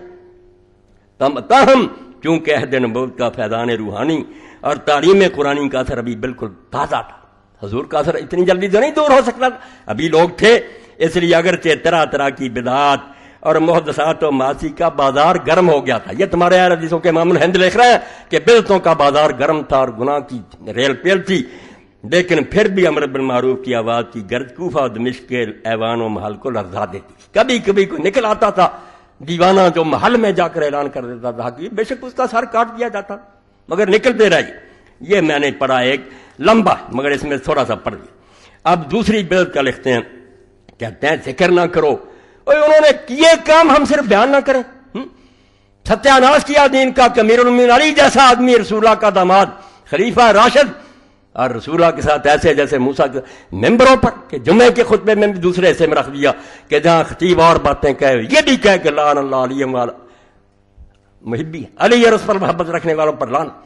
جا پوچھو ام سلمہ رضی اللہ عنہا سے، رسول اللہ کی بیوی سے گیا ایک آدمی، انہوں نے کہا تمہارے سامنے ممبر رسول پر حضور کو گالیاں دی جاتی ہیں، حدیث۔ انہوں نے کہا ماں کون گالی دے سکتا؟ انہوں نے کہا کہتے نہیں کہ علی اور اس سے محبت رکھنے والوں پر لعنت، میں حضور کے گھر میں رہی ہوں، سب سے بڑھ کر محبت تو علی سے حضور رکھ کرتے تھے، یہ کہاں تک بات جاتی؟ اور حضور نے کہا جس نے علی کو گالی دی اس نے مجھ کو گالی دی۔ یہ حدیثیں ہماری صحیح، ان کو چھپاتے ہیں، اور تم تاریخ کو آگ لگا دو، میں کہتا ہوں لگا دو، تمہارے سارے جو جھوٹے مسئلے ہیں نا کہ حسین واپس آنا، یہ وہاں سے ہی تم لیتے ہو، حدیث کی طرف نہیں آتے۔ حدیث میں ان کا شکل دیکھ لو تو کبھی بھی نام نہ لو کو۔ تو پھر فرماتے ہیں ان لوگوں نے بنی امیہ کا سب سے بڑا ظلم جو انہوں نے اسلام پر کیا یہ تھا کہ خلافت راشدہ اسلامیہ کو، جس کی بنا اجماع و مشورہ مسلمین پر کوئی نہیں بیٹھ سکتا جب مسلمان اپنی مرضی سے نہ چنے، اور یہ بھی کوئی بیعت کا طریقہ نہیں کہ باپ تخت پر بیٹھ جائے، بیعت لے لی، یہ تو لیتے ہیں لوگ ریفرنڈم کہتے ہیں، یہ بیعت ہوتی ہے؟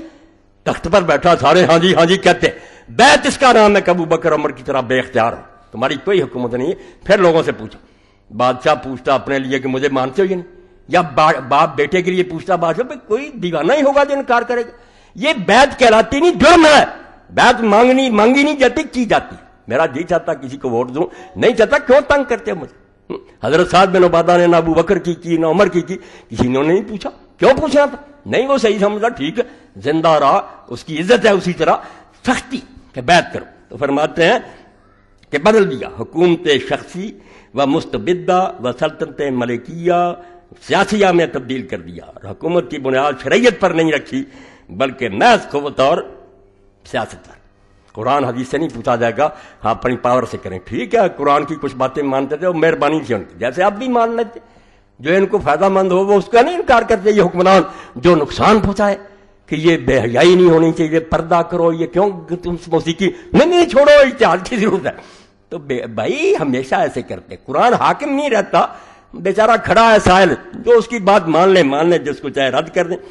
اور تاریخ اسلام کے تمام صغار و کبار و عالی و ادانی، بہت مشکل لکھتے تھے نا، چھوٹے بڑے اعلیٰ ادنا اس پر متفق ہیں، اور تمام اہل سنت و جماعت کا اس پر اتفاق ہے۔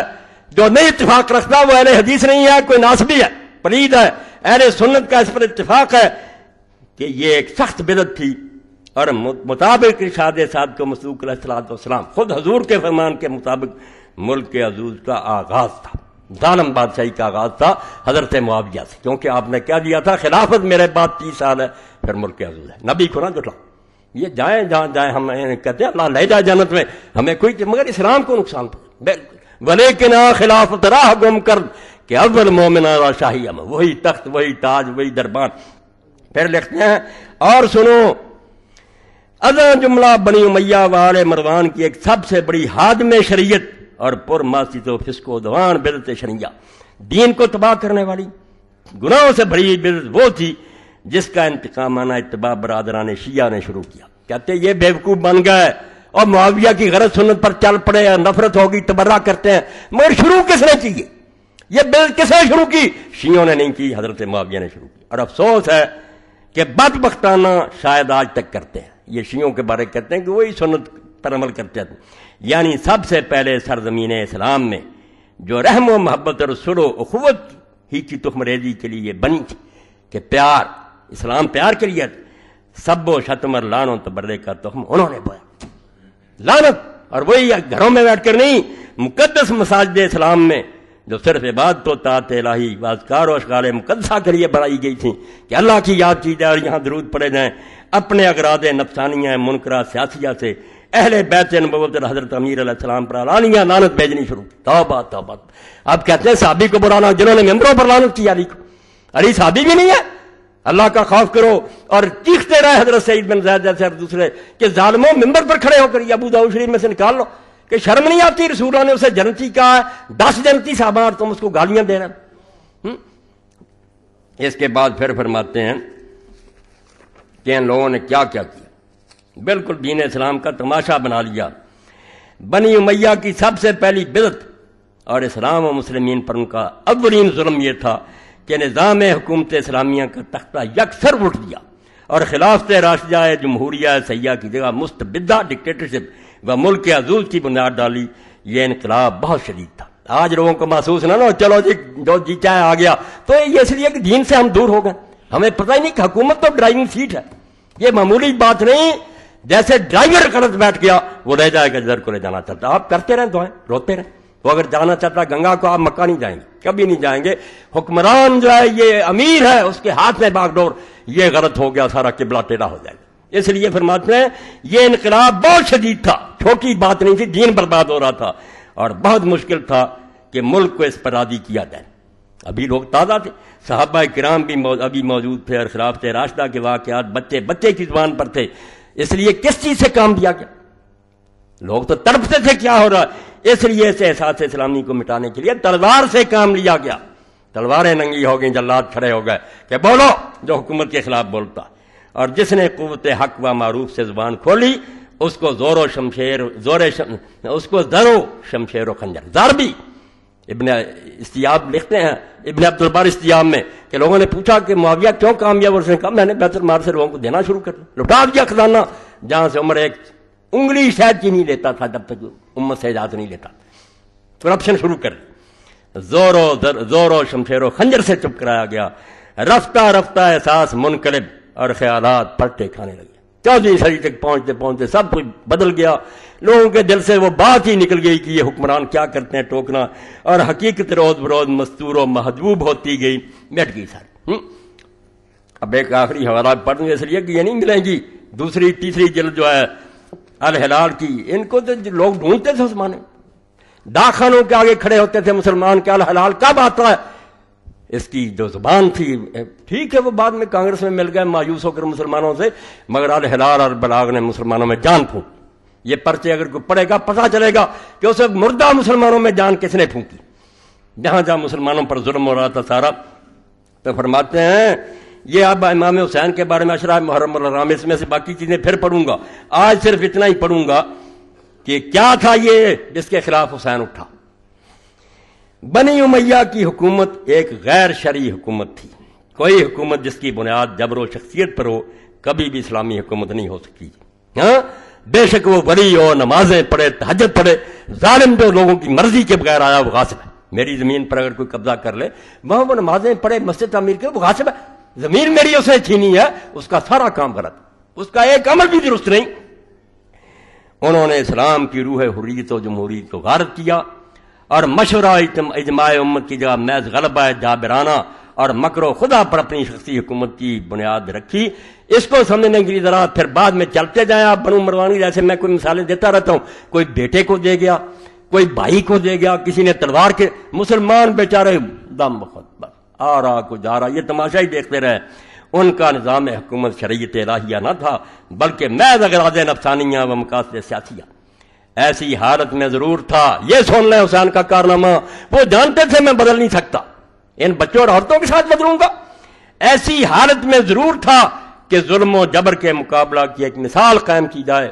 یہ جو مسلمان ڈرتے چپ ہو گئے ہیں، کوئی تو تھے جو بتائے کہ یہ سب غلط ہو رہا ہے اور حق و حریت کی راہ میں جہاد کیا جاتا۔ حضرت سید الشہداء نے اپنی قربانی کی مثال قائم کر کے مظالم بنی امیہ کے خلاف جہاد حق کی بنیاد رکھی، اور جس حکومت کی بنیاد ظلم و جبر پر تھی اس کی اطاعت و وفاداری سے انکار کر دیا۔ بس یہ نمونہ تعلیم کرتا، یہ ہے دین بچا جس میں ہے، میں کہتا ہوں اگر تھوڑا میں حق کہتا ہوں یہ حسین کا قصہ پڑھنے سے، ورنہ گونگے ہیں سارے کہ مسجد والے ناراض نہ ہو جائے گا، نہیں، رمز قرآن حسین موختن زیاد چھے و شوراب، جو حسین کو پڑھے گا وہ خدا کی قسم کبھی حق نہیں چھپائے گا۔ کیوں چھپائے؟ قتل ہو جائے گا پھر کیا ہوگا؟ فرماتے ہیں پس یہ نمونہ تعلیم کرتا ہے کہ ہر ظالمانہ اور جابرانہ حکومت کا اعلانیہ مقابلہ کرو اور کسی ایسی حکومت سے اطاعت و وفاداری کی بیعت نہ کرو جو خدا کی بخشی ہوئی انسانی حریت و حقوق کی غارت کرو اور جس کے احکام مسبدہ و دائرہ کی بنیاد صداقت و عدالت کی جگہ جبر و ظلم پر۔ جو جبر سے حکومت کرتا ہے وہ ہمیں جانور سمجھتا ہے کہ میں ان کو ہانکوں، ہم انسان ہیں، ہمیں دلیل سے قائل کرو، ہماری رائے دو، اپنی رائے پیش کرو اور حضرت عمر رضی کی طرح اعلان کرو۔ جب کتاب الخراج میں قاضی ابو یوسف لکھتے ہیں فتوحات عراق کی صحابہ میں بحث ہوگی کہ ان زمینوں کا کیا کیا جائے، حضرت بلال رضی اللہ نہیں مانتے تھے کہ عمر پہلی رائے غلط، ایسا ہوگا، بحثیں ہوئیں، صحابہ کا اجتماع ہوا، حضرت عمر رضی اللہ نے اعلان کیا کہ مجھے مشورہ دو اور میں بھی تم میں سے ایک آدمی ہوں، میری کوئی زیادہ رائے نہیں، نہ میرے 2 ووٹ ہیں نہ ویٹو ہے، جو مشورہ دو گے یہ ہے اسلامی حکومت۔ اور اگر یہ کہ ڈنڈے کی زور سے ہمیں ہانکے میں نے کیا دیا بس کرو، تو پھر مطلب ہی کہ ہم انسان تو نہیں ہیں، جانوروں کا کوئی گلا جس کو کہ آدمی اپنی مرضی سے ہانک رہا۔ یہ ہے سب سے بڑا گناہ جس کے مقابلے میں اگر یزید شراب پیتا تھا، نمازیں چھوڑتا کچھ بھی نہیں تھا، وہ اس کی ذاتی بات تھی، ہمیں اس کی کوئی اتنی تکلیف نہیں تھی، مگر امت کا بیڑا غرق کیا، جبر کیا، ظلم کیا۔ اور اس سلسلے میں آخری بات سنا دیتا ہوں کہ حسین کبھی نہیں مرا۔ جب بھی کہیں کوئی انقلاب آیا یہ لوگ حق کے لیے اٹھے ہیں نا، جو نہیں پڑھتے ان کے بارے میں میں کیا کہوں، یہ بیچارے نادان ہیں، درسوں میں 4 کتابیں پڑھاتے رہتے ہیں، وہی ان کا دائرہ، ان کو نہیں توفیق کہ یہ مطالعہ کریں کہ اسلام کے ساتھ ہوتا کیا رہا اور کون لوگ حق کے لیے میدان میں آتے رہے۔ انہیں کیا پتا کہ ابو حنیفہ اور مالک رحمۃ اللہ نے منصور کو جب للکارا تھا تو کیا نتیجے بھگتے۔ ایسے مولوی ہوتے وہ بھی ساتھ مل جاتے، وہ اس مسئلے کو نہیں مانتے تھے، اس مسئلے پر باقاعدہ ایک تقریر ہوگی کہ کسی ظالم آدمی کی حکومت ماننے کا اسلام نہیں کرتا۔ وہ حدیثیں جو نا کہ بادشاہ خلاف نہ اٹھو یہ سلطان کے، ان کا کوئی تعلق نہیں، یہ لیکچر ہوگا ایک پورا تاکہ دین کا یہ حصہ ٹھیک ہو جائے۔ ورنہ میں دیکھتا ہوں کہ 1400 سال سے لوگوں نے اس کو ٹیڑھا کر دیا کہ نہیں جو بیٹھ جائے اس کے خلاف نہ یہ امیر ہے نہ خلیفہ ہے نہ اس کے بارے میں وہ کون ہے، آ جائے گی بات۔ صرف اتنا سن لیں کہ بعد میں جب انقلاب آئے مختار سکھی اٹھا، ٹھیک ہے لوگ کہتے ہیں وہ بعد میں گمراہ ہو گیا تھا، بے شک ہے، مگر اس کو سب مانتے ہیں کہ اس نے مسلمانوں کے دل کا غیظ جو تھا اس کو شفا۔ مسلمان جو جلے بنے بیٹھے تھے کہ یا رسول اللہ کے بچے کے ساتھ کیا ہوا، اس کی لاش پر گھوڑے دوڑائے گئے، اس کا سر نیزے پر ٹانگا گیا، اس کی بچیاں بازاروں میں گھمائی گئیں، کہاں کوفہ اور وہاں سے دمشق لے جایا گیا۔ اگر شرم ہوتی ہے اس حکومت میں، چلو امام حسین نے کوئی قصور کیا تھا، بعد میں ابن زیاد کو لکھتا یہ یزید کہ سارے بال بچوں کے احترام سے مدینہ بھیج دو، کیا ضرورت سے ہزاروں میل کا فاصلہ، جنگل اور بیابانوں میں سے وہاں بیچاروں کے لے گئے، وہاں یہ دھکے کھاتے پھرتے رہے، تو ظلم ہوتا رہا۔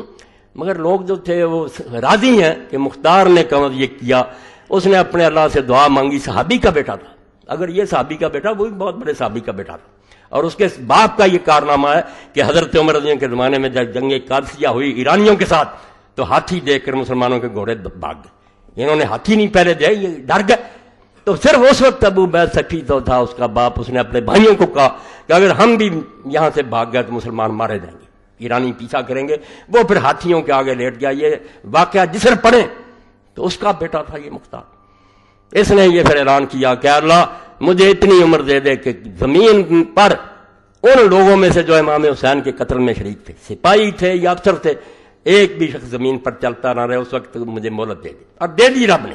مرا اسی وقت ہے جب وہ سارے اس نے مکا دیے، ان سب کے سر کاٹے، ان کی لاشیں آگ میں جلائیں، ان کے ہاتھ پاؤں کاٹ کر دھوپ میں ان کے پھینکا، جس کو امام عبد الرحمن مبارک پوری لکھتے ہیں، ابن حجر لکھتے ہیں کہ یہ دنیا کا عذاب ہے جن کم بختوں کو ملا، ورا عذاب الآخرت اشد۔ محدثین کی طرف 1400 سال کے محدث اگر میرے ساتھ نہ ہو، تمہارے ساتھ کوئی شخص کھڑا ہو مجھے پھانسی دے، ظالموں تم حسین کی مخالفت کرتے ہو جس نے دین کو بچایا کہ نہیں ظالم حکومت کو اسلامی حکومت نہ کو چلتی رہے. ٹھیک ہے ہم روک نہیں سکتے مگر یہ فتویٰ ہو جانا چاہیے کہ غلط. اور اسی کی برکت ہے میں نے کہا ساری امت کے علماء جو ہیں ایک بھی نہیں تو جرت کرے کہ یزید تو گزرا حضرت معاویہ کو کہہ دے کہ وہ خلیفہ راشد, اس کا کوئی حوالہ دے کہ یہ اس نے فیصلہ نہیں, فیصلے ختم ہوگا کہ نہیں یہ جائر ہیں, امام جائر اور ظالم ہے, کرتے رہے. تو بعد میں وہ مختار جو تھا اس کے خلاف پر مصعب بن زبیر اٹھے, انہوں نے اس سے جنگ کوفہ کو گھیر لیا, رسد روک دی, باہر سے کھانا پانی آنا بند ہو گیا. ساتھی اس کے جو تھے مختار کے وہ آہستہ آہستہ ساتھ چھوڑ گئے, انہوں نے پناہ مانگ لی. حالات دیکھ کر کون ساتھ رہتا. اور میں کہتا ہوں یہ بھی اگر کوئی شخص سوچے گا تو امام حسین کے برحق ہونے کی دلیل اس کے سامنے آ جائے گی کہ امام حسین کے ساتھیوں میں سے جو دیکھ رہے تھے اور آخری رات جب کہ آپ نے چراغ بجھا دیے تھے کہ چلے جاؤ اپنی جانیں بچاؤ تمہیں کوئی نہیں روکے گا مجھے مرنے دو, ایک بھی نہیں گیا. امام حسین کے ساتھیوں میں اگر دیکھ لے کہ یہ جھوٹا ہے, خواہ ضد کر رہا ہے بھی نہیں اس کے کچھ ساتھ, کیوں مرے؟ موت کی طرف لوگ رہے. اور 72 ساتھ تھے, تاریخ اٹھا لو, رات کے پردے میں 100 کے قریب آدمی اور آیا, مرنے کے لیے آ گئے. اور خود جو کمانڈر تھا حر ابن یزید ریاحی جو امام حسین رضی کو گھیر کر کربلا میں لایا تھا, وہ صبح کے گھوڑے کو ایڑ لگا کر آپ کے پاس آ گیا اور کہا امام مجھے معافی دے, میں ہی قصوروار ہوں, اگر میں سمجھتا کہ یہ ظالم جہاں تک چلے جائیں گے میں کبھی آپ کو گھیر کرنا لاتا. مجھے یہ توقع نہیں تھی کہ نواسہ رسول کا یہ ذرا بھی احترام نہیں. اس نے معافی مانگ لی اور امام کی طرف سے شہید ہوا. 1000 سپاہی کی کمانڈ چھوڑی, موت کو قبول کیا. ادھر سے ایک بھی نہیں گیا, ادھر سے اتنے لوگ آئے. یہی حق کی بہت بڑی دلیل ہے. تو مختار کے ساتھی بھی چھوڑ گئے تھا, تنہا رہ گیا. اس نے پھر خوشبو لگائی, غسل کر کے کفن کی 2 چادریں پہن لی, میدان میں آ گیا. اس نے کہا مصعب میں نے اپنے رب سے جہاد کیا تھا کہ مجھے اس وقت موت دینا جب حضرت حسین کے قتل میں جو لوگ شریک تھے ان میں سے زمین پر کوئی چلتا پھرتا نظر نہ آئے. وہ اللہ نے کام کر دیا, اب مجھے مرنے سے کوئی دریغ نہیں ہے. تو جی چاہتا میرے ساتھ کیا مقابلہ کرتا, وہ پھر مارا گیا. تو مختار کے بعد یہ مصعب کی بھی شامت آ گئی. عبد الملک نے اس کے خلاف فوجیں بھیج دی. تو جب یہ مصعب چلا ہے, میں حوالہ دینے لگا حسین کا, یہ کہتے رہے.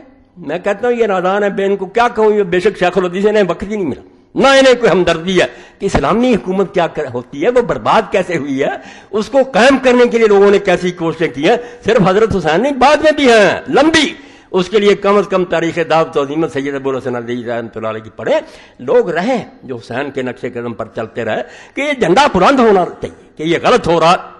تو مصعب جب چلنے لگا, اب اس کے نکاح میں 2 اجمل ترین عورتیں تھیں. عرب میں جو سب سے زیادہ حسین عورتیں ان میں سے ایک حضرت حسین رضی کی بچی تھی, اس کا نام سکینہ تھا. یہ سکینہ جو پڑھتے نہیں, سکینہ کوئی نام نہیں تھا, سکینہ تھا اس بچی کا نام. کیا کریں, ذاکر بھی سکینہ پڑھ رہے لوگ, سکینہ نہیں تھا نام, سکینہ. اور دوسری طرف حضرت طلحہ رضی اللہ تعالیٰ کی بچی تھی عائشہ. تو جب یہ مصعب نکلنے لگا تو حضرت سکینہ نے راستہ روک لیا اور کہا مصعب تم کہاں جا رہے ہو؟ عبد الملک کی حکومت قائم ہو چکی ہے, اس کے پاس اتنی فوجیں ہیں, ہماری طاقت بہت کمزور ہو گئی ہے. تو جو جواب دیا مصعب نے, اس سے حسین کا پتہ چلتا رضی اللہ. سکینہ سے یہ کہا کہ تم جانتی ہو کہ مجھ سے, میرے اندر تمہارے لیے جو محبت ہے دونوں کے لیے, کوئی مرد ایسی محبت اپنی بیویوں سے نہیں رکھتا, مگر تیرے باپ نے کسی شریف زادے کے لیے کوئی بہانہ نہیں چھوڑا. یہ مصعب کا فکرہ تھا کہ سکینہ تیرا باپ جب گیا تھا حسین میدان میں, کون تھے اس کے ساتھ؟ ماں تارا کا ابو کے لبن حرتن ازرا. کیا کریں, تیرے باپ کو جب دیکھتے ہیں تو تیرے باپ نے جو حلال چاہتا ہے نا اس کے لیے کوئی بہانہ نہیں چھوڑا کہ تم بہانہ نہیں بنا سکتے کہ طاقت نہیں, حالات نہیں, یہ کہہ کر چلا گیا.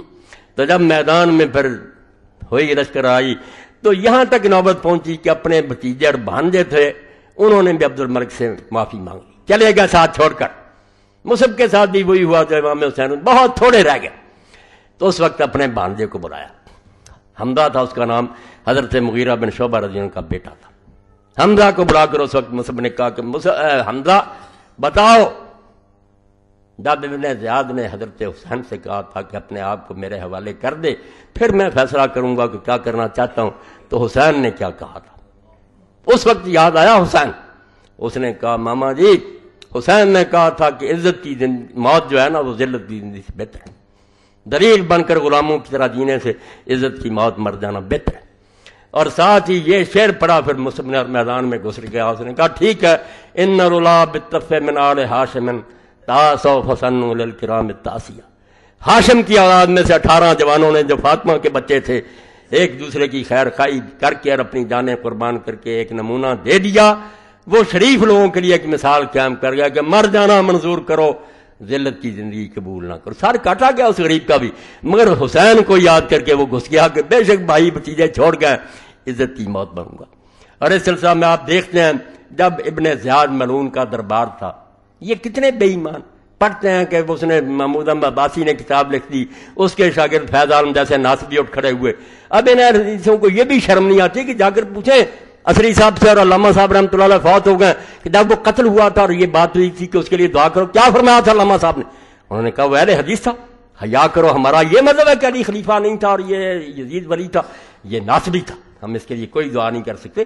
یہ اندھے ہوئے، سب نے وہ کتابیں چھپائی ہوئی اور کوئی کتاب نہیں ان کے پاس. آپ دیکھ لیں جب نکالیں گے فیض عالم کے رسالے اور حیا کرو حدیث کی کتابیں ختم ہو گئی، نہیں سوچتے. تو یہی بات مصعب نے اس وقت کہی کہ ہاشمیوں نے اس وقت ایک مثال قائم کر دیا. اور یہ 18 کون تھے؟ نواب صدیق حسن رحمۃ اللہ علیہ کے ذات. دیکھو وہ کہتے ہیں کہ حسن بصری فرماتے ہیں اس وقت زمین میں ان 18 جیسا کوئی بھی نہیں تھا، بے مثال لوگ تھے. کوئی جوان تھا، کوئی بچہ تھا اور جا رہے تھے باری باری. کثرے بنی مقاتل جب پہنچے تھے کربلا سے پہلے تو امام صاحب کو ذرا اونگ آ گئی اور اونگ سے ذرا بیدار ہوئے تو بار بار فرمایا انا للہ و انا الیہ راجعون. تو بیٹے نے پوچھا علی اکبر نے کہ ابا جی کیا ہوا؟ فرمایا بیٹا میں نے خواب میں دیکھا کہ ہمارے ساتھ ایک سوار جا رہا ہے اور وہ کہہ رہا ہے کہ ان الناس یسیرون الی منایا، کہ یہ لوگ بیچارے اپنی موت کی طرف سفر کر رہے ہیں. یعنی امام نے چھپایا کچھ نہیں، نہ انہیں یہ کچھ توقع نہیں. سب کہتے ہیں کہ نہ کوئی غلط فہمی، وہ موت کے لیے گئے تھے. حضور کی حدیثیں میں نے پیش کر دی ہیں. ابھی سوال ملا کہ نہیں ثابت کرو، کروں گا نا کہ حضور کہہ گئے تھے کہ حسین کو قتل کیا جائے گا. انہوں نے کیا سوچنا سمجھنا، جا رہے تھے اپنی موت کی طرف. تو بیٹے نے پوچھا ولسنا علی الحق، ابا جی موت کی تو کوئی بات نہیں، کیا ہم حق پر نہیں ہیں؟ تو امام حسین رضی اللہ عنہ نے فرمایا کہ اس اللہ کی قسم جس کے سوا کوئی معبود نہیں ہے، ہم حق پر ہیں. تو بیٹے نے فرمایا کہ ابا جی پھر ہم موت کو شہد سے زیادہ میٹھا سمجھتے ہیں. تو امام نے پھر دعا کی کہ اللہ تعالیٰ بیٹا تجھ پر اپنی رحمتیں نازل کرے، مجھے ایسے بیٹے کی توقع دی. تو اس لیے اللہ کے بندو اس قصے کو قصہ نہ سمجھو. قصہ ہوتا تو کئی لوگ مارے گئے، ہم ان کو رونے پیٹنے نہیں بیٹھتے. یہ علی اور حسین کو سمجھ لو کہ علی کو نہیں سمجھو گے کہ تار البغات نہیں سمجھ میں آئی. تو ہی مولوی دکھایا کہ اللہ کے رسول نے اور قرآن نے کو بتایا کہ مسلمان باغیوں سے صحیح خلیفہ کیا برتاؤ کرے، کوئی نہیں. علی ہے اس بارے میں امت کا پیشوا. اور مسلمان حاکم اگر بگڑ جائے، غلط طریقے سے حکومت پر آ جائے، اس کے ساتھ کیا کیا جائے یہ حسین سے ملے گا. اور اس کی ضرورت آپ کے سامنے میں عرض کر دیتا ہوں، پہلے بھی آپ نے سنا پھر سن لیں. نمازوں روزوں سے بڑھ کر، کروڑ درجہ بڑھ کر، کہ ایوب کا زمانہ تھا، اللہ اسے بھی معاف کرے، اس نے یہاں پنجاب یونیورسٹی میں کروکیم کرایا. 126 عالم بلائے، مسلمان بھی اور غیر مسلم بھی، مذاکرہ ہوا دین کے بارے میں. بہت لوگوں نے مقالے پڑھے، اس مقالے پر پھر بحثیں ہوتی تھیں. تو مسجدوں میں جو بند ہے گنبدوں میں انہیں کیا پتا چلے کہ مولوی صاحب کیا اور ان کا کیا، یہ گدھ اور شاہین کا فرق ہے، یہ سمجھ نہیں سکتے. ان کے پاس یہی ہے کہ امین اور ہاتھ نہیں. اسلامی حکومت کو سمجھو، پھر مسئلہ سمجھ میں آئے گا. تو اسے ایک مستشرقہ عورت نے، بڑی فاضلہ تھی عیسائی عورت، اس نے مقالہ پڑھا اسلام کے نظام سیاست پر، بہت تعریف کی کہ اسلام میں خلیفہ کے لیے یہ ہے، عدل انصاف یہ ہے، پڑھی لکھی. مگر آخر میں اس نے ایک بات کہی، جھوٹ نہیں کہی. ٹھیک تھا، 14 سال میں ہم نے بڑا غرق کر دیا. کہتے ہیں کہ اس میں ایک نقص رہ گیا کہ حاکم وقت اگر ٹھیک چلتا رہے تو اس کا احسان ہے، اگر وہ غلط چل پڑے نا، لوگوں کی بیٹیاں اٹھا لے، ان کے مال چھین لے، ان کو ناک قتل کرے، صرف کلمہ کا انکار نہ کرے، یہ نہ اعلان کر دے کہ میں کافر ہو گیا ہوں، تو اسلام میں اس کے راستے میں کوئی رکاوٹ نہیں. دین نے یہی کہا کہ اس کو مانو، جو اس کے مقابلے میں آئے گا وہ باغی ہوگا، دوزخی ہوگا، کفر کی موت پڑے گی. حدیثیں پڑھی، اماموں کے حوالے پڑھے، سب کے سر جھک گئے. سعودیہ سے بھی آئے تھے، شام تھے، اب علماء کے پاس کچھ بھی نہ رہا. اس نے کہا نظام تو اچھا ہے مگر یہ حکمران کی مہربانی ہے، ٹھیک چلتا رہا. بگڑ جائے تو اللہ انترا کفرم واہن، جب تک وہ کھلم کھلا نہیں کہتا کہ میں مسلمان ہی رہا، تم اس کے خلاف کچھ نہیں کر سکتے، بے شک وہ دن دہاڑے آپ کی بیٹیاں اٹھا لیں. تو اللہ رحمت فرمائے مولانا مودودی صاحب رحمۃ اللہ علیہ پر، انہوں نے دیکھا کہ یہ تو سارا معاملہ ہی تباہ ہوگا. انہوں نے پھر موقع ہوتا تھا نا کہ سب لوگ اپنا تبصرہ کریں. مولانا نے اپنی تقریر میں کہا کہ میری فاضلہ بہن نے جو کچھ کہا یہ ٹھیک ہے کہ اب جمہور امت کے علماء یہی کہتے ہیں, صدیوں سے یہ کہہ رہے ہیں, یہ غلط نہیں کہہ رہی, مگر یہ کوئی دین کا حکم نہیں ہے. دین نہیں یہ کہتا, یہ مجبوری سے لوگوں نے یہ مسئلہ نظریہ ضرور سے گھڑ لیا, ورنہ دین کہتا موقع ملے تو اس کا راستہ رک. اس کے لیے حضرت حسین رضی اللہ عنہ کی مثال دی. بعد میں امام ابو حنیفہ اور امام مالک کی دی کہ انہوں نے منصور کے خلاف بغاوت میں ساتھ دیا, تو بات تو کچھ بن گئی. مگر آپ تفہیمات دیکھیں جو مولانا مودودی صاحب کے مجموعے مضامین کے بعد میں یہ مولانا بادنا یہ حکومتوں کے جن 14 سال سے ان کی یہ خوشامد کر رہے ہیں, ان کے درباروں میں جاتے ہیں, وظیفے لیتے ہیں, مدرسوں کو گرانٹیں ملتی ہیں, یہ حسین کا ساتھ دے سکتے ہیں؟ تو انہوں نے خط لکھے پھر مولانا مودودی کہ نہیں, امام حسین کا تو اقدام غلط ہے, سب نے انہیں روکا تھا, وہ غلط کیا انہوں نے. اور امام حنیفہ ابو حنیفہ بچپن میں یہ کہتے رہے جب وہ جوان تھے, ابھی خون تازہ تھا, بعد میں وہ بھی چھوڑ گئے تھے کہ نہیں حکومت کو مان لیا کرو جو بھی ہے. تو مولانا نے سب کچھ لکھنے کے بعد کا آخری سطرے کہ پتہ ہے یہ بحث کیوں چلی تھی. اس عیسائی عورت نے سوال کیا تھا, اگر میرا جواب غلط ہے تو سوال تو اس کا باقی ہے نا, پھر آپ مولوی حضرات کوئی حل کریں کہ کیا باقی ایسا ہی ہے کہ بگڑ جائے تو یہ منہ دیکھتے رہے, دن دیہڑے شراب پیے, زنا کرے, بیٹیاں اٹھا رہے, کیا یہی اسلام کہتا؟ پھر جواب بھی کوئی دو نا. اگر حسین جھوٹا تھا, حضرت ابو حنیفہ اور مالک بعد آ گئے تھے, تو اس مسئلے کا بھی کوئی حل ہونا چاہیے. کوئی حل نہیں ہے, نہ حل ہی کرتے ہیں نہ اس بات کو مانتے. یہی بات ہے جو سید ابو الحسن علی نے کہی کہ فاطمہ کی اولاد حکومت کا راستہ نہیں روک سکی, وہ چلتی رہی, مگر ان کی اس مثال سے مسلمانوں کے سامنے لکیر آ گئی کہ یہ خلیفہ برحق ہوتا ہے, یہ ظالم حکمران ہوتے ہیں. مسلمانوں کے دل میں بات بیٹھ گئی کہ جو صحیح خلیفہ ہیں دل سے ان کا ادب کرو. دوسرے اگر تم اس کا بگاڑ نہیں سکتے, نمازوں میں, دعاؤں میں, تنہائیوں میں لعنت کرتے رہا کو کہ اللہ ان پر لعنت کر, ان پر اپنا عذاب نازل کر اور اس میں اجر ملے گا. حضور نے خود کہا کہ ایسے برے حاکم تم ان پر لعنت کرو, یہ کوئی برائی نہیں ہے, تو اتنا تو کرو, اللہ غرق کرن کو اگر کچھ بگاڑ نہیں سکتے, ورنہ اصل کام تو وہی ہے جو سیدنا حسین رضی اللہ عنہ نے کیا. اور بالکل امام حسین کی یہ بات دل پر لکھ رہے ہیں آپ, کلمہ لکھا انہوں نے, یہ نہ کوئی چھوٹی بات, نقش اللہ بر صحرا نوشت. انہوں نے جب خون کی لکیر کھینچی کربلا میں, کیا نکلا اس سے؟ لا الہ الا اللہ, کہ مسلمان کسی انسان کو حاکم نہیں مانتا. سطر عنوان نجات ما نوشت, وہ ہماری نجات کی لکیر لکھ کے کہ اگر نجات چاہتے بھائی, جو خلافت کو سمجھتے ہیں اس کے لیے کوشش کرتے ہیں, اللہ کے لیے مجھ سے حسین کو سمجھ لیں اور حدیث اور تاریخ اور فقہ سے سمجھ لیں کہ ان کا کتنا بڑا احسان ہے. چھوڑے ان مولویوں کو جو مسجدوں میں بول رہے ہیں کہ مولوی صاحب چھوڑے, یہ بات نہیں چھوڑ سکتا, میں مر جاؤں گا. مجھے تو اللہ اگر فرصت دیتا اور وقت ہوتا, خدا کی قسم ہر خطبہ میں مرنے تک حسین پر دیکھا. میں اس بارے میں تھوڑا پڑھا, میں نے دفتر کھنگالے ہیں تاریخ کے, حدیث کے, فقہ کے, تفسیروں کے, اس لیے میں جانتا ہوں کہ حسین کا وزن اس امت میں کیا ہے. درمیان امت کہواں جناب, ہم تو حرف قل هو اللہ در کتاب. علامہ اقبال کہتے ہیں قرآن میں جو درجہ سورہ اخلاص کا ہے کہ کوئی صورت اس کے برابر نہیں, اپنے دور میں حسین کا مقام جو آسمان کے ستارے سریا کا تھا, کون اس کا پاس کا پیدا ہو سکتا. باقی جو لوگ چپ کر رہے ہیں میں ان کا عذر بھی بیان کروں, انشاءاللہ یہ چیزیں آ جائیں گی. چھوڑوں گا نہیں کہ صحابہ چپ رہے تھے, دکھاؤں گا کتنے تھے, کتنے چپ رہے اور کیوں چپ رہے, یہ علماء اہل سنت کی کتابوں سے. وآخر دعوانا الحمدللہ رب العالمین وصلی اللہ تعالی علی خیر خلقہ محمد وآلہ واصحابہ اجمعین. اللہ اکبر. الحمدللہ وسلام علی عبادہ الذین اصطفیٰ. یہ سوال آپ سن لیں انشاءاللہ, پھر ان کے بارے میں کہ وقت کچھ زیادہ ہو گیا. کیا حضرت حسن رضی اللہ عنہ 6 ماہ تک خلافت سنبھالی؟ کیا ان کی حکومت خلفائے راشدین میں نہیں ہے؟ اگر ہے تو خلیفہ 5 بنتے وضاحت فرما دیں. حضرت حسن رضی اللہ عنہ کی خلافت بھی خلافت راشدہ 6 مہینے اس کو بھی اہل سنت کیا, مگر وہ کوئی مستقل حکومت نہیں بنی, نہ دیر تک رہی, بس وہ بنے ہیں معاویہ لشکر لے کر آ گئے, اس لیے ان کو علیحدہ نہیں ذکر کرتے, ورنہ ان کا دور بھی خلافت کا دور ہے. جی مولانا یہ بتائیے یزید کیسے مرا؟ اپنی موت ہی مرا. شیخ حمید اللہ صاحب دل کی تکلیف کی وجہ سے اسپتال میں داخل ہیں, ان کی صحت کی دعا کی درخواست ہے. اللہ ہمارے ساتھی کو شفا دے, بعد میں کریں گے دعا. فتاوی آن لائن کی تمام سیریز ماسٹر مووی کی تیار کردہ, آپ کسی بھی اتوار کی سی ڈی لینا چاہتے ہیں اس جمعہ کے بعد تاریخ لکھوائیں اور آئندہ جمعہ مطلوبہ سی ڈی حاصل کریں. 13/2/5 20/2/5 کی سیریز اور گزشتہ سیریز تمام موجود ہیں, بار اسٹال سے رابطہ کریں, لے لیں.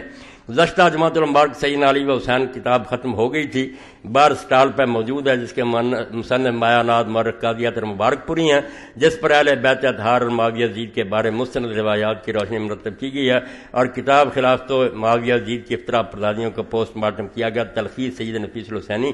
تمام ساتھی ضرور لے کر جائیں، پچھلے جمعہ بھی لائے تھے، ختم ہو گئی جی، یہ سارے میں رکھ لیتا ہوں بھائی، پھر پڑھوں۔ اللہم صلی علی محمد وعلی آل محمد، یہ سن لیں، یہ کیا میرا یہ اعلان سن لیں کل کے بارے میں۔ انشاءاللہ رائڈ ہسپتال میں قرآن فہمی کی ماہانہ محفل 15واں پروگرام مورخہ 26 فروری 2005 بروز ہفتہ دوپہر 1:15 بجے، موضوع ملت ابراہیمی، سورہ نساء 125، محمد اسحاق، سی پی روم آپریشن تھیٹر۔ انشاءاللہ کل 1:15 بجے رائڈ ہسپتال میں یہ درس قرآن ہوگا، وہاں بھی پہنچنے کی کوشش کریں۔ اللہم صلی علی سیدنا و نبینا محمد وعلی آلہ وصحبہ وسلم۔ پرسوں تحریک اسلامی کے اجتماع بروز اتوار مورخہ 27/2 وقت 9 بجے شروع ہوگا، احباب شرکت فرمائیں۔ رسالہ افتتاح غم و ایسا کتاب مولوی فقیر اللہ صاحب سے حاصل کریں۔ اللہم اغفر للمؤمنین والمؤمنات والمسلمین والمسلمات الاحیاء منهم والاموات، ان اللہ یامر بالعدل والاحسان وایتاء ذی القربى وینہی عن الفحشاء والمنکر والبغی یعظکم لعلکم تذکرون۔ لوگ برا بلا ان کی شان میں قرآن حدیث کی روشنی میں لکھی، یہ کتابیں میں نے بھائی